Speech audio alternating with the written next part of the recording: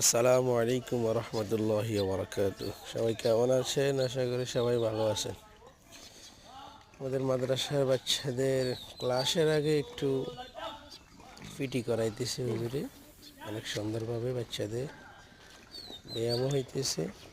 ক্লাসে পড়ার সময় কোনো সমস্যা হবে না। আর দুর্বলতা থাকলে, অলসতা থাকলে সব কেটে যাব। তো আপনারা প্রত্যেকে আপনাদের মাদ্রাসার এই শীতের সময় অন্তত 10-15 মিনিট এইভাবে ব্যায়াম করাবেন, অনেক উপকৃত হবে, অনেক ভালো হবে। আর ভিডিওটা শেষ পর্যন্তই দেখতে থাকুন, ভিডিওটা শেয়ার করে দিন।